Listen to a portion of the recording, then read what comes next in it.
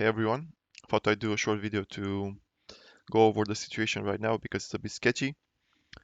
Was checking the volume and positioning after yesterday and it's looking kind of bearish. First of all, options volumes were not that high. This is SPY, nothing really out of the ordinary. Small bump in SPX, small bump in Qs, bigger bump in IWM, but nothing as high as what we saw during that July spike. So other than that, volume, the way it looks like we have some uh, increase in OI for, not in OI, in volume for December for IWM, but it's sort of mixed, like both puts and calls, maybe to 40 short term, to 50 later on, but I would say mix. Qs, nothing really special, like some safety puts here and there, but nothing out of the ordinary. SPX kind of the same. Have like, what's this? 825. Anyway, it's not really that relevant. And for SPY, kind of the same. We have some 440 puts. These are hedges, almost sure for sure, but nothing really that bullish in my opinion. And when we look at positioning, we still have this 580 magnet on the weekly and the monthly, so this week and next week. And I'll remind you, we were at 568.69. Um, because of this huge level here, I called like we would get 580 later on in the week. Obviously didn't expect to go this high, but I expected a mean reversion to 580 because we were too far away from it.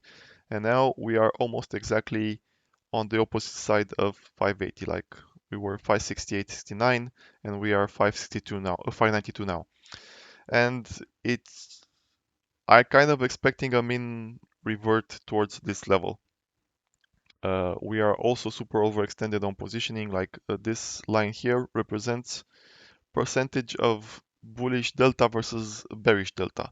And getting above 0.8 is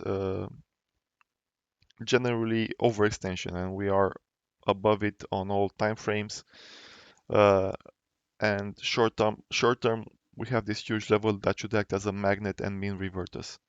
But looking at SPX as well, this is a bit more nuanced on positioning, and I would expect that we mean revert actually towards 5850, which would be SPY 582.83, something like that.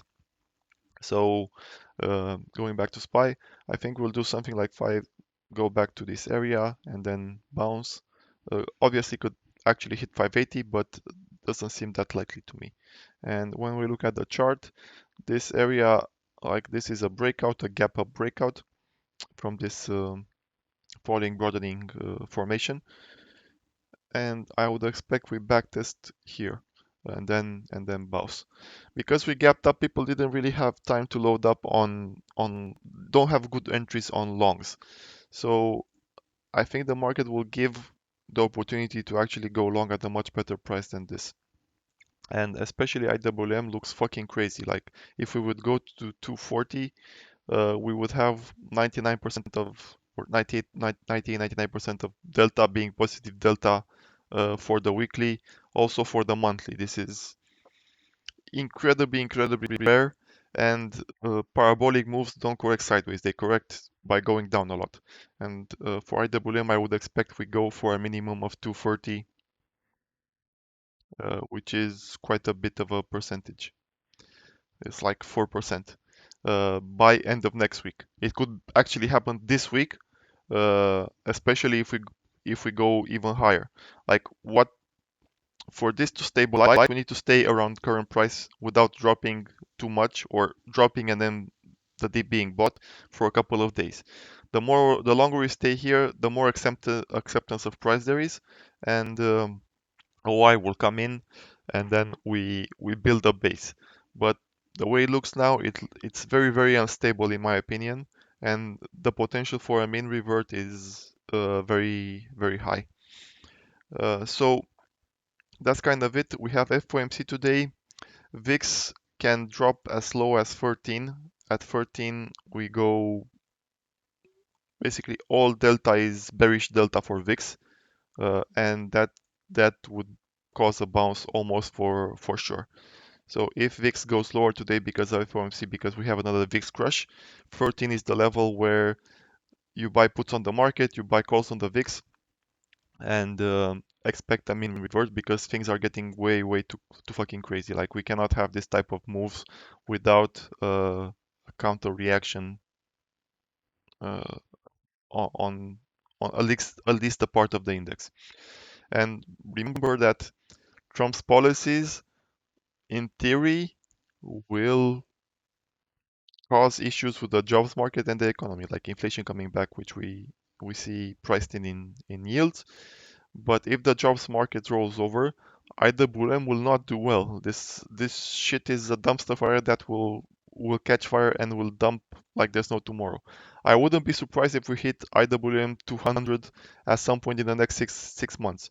So don't I don't know what the fuck happened. I honestly not didn't expect price to go up, but things like all the steel, aluminium, this is quite unexpected to me. Like 20% on CLF seems very crazy, especially since they had earnings recently and they didn't do very well. So again, the amplitude of the move is the unexpected thing, not the fact that they went up.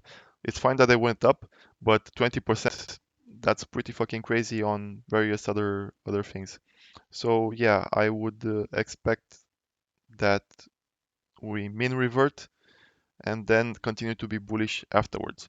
For now, the positioning says mean revert, but we could go higher first. Let's say 595 on SPY, and then we mean revert towards 580 by end of next week. That's it. Have a good one. Bye bye.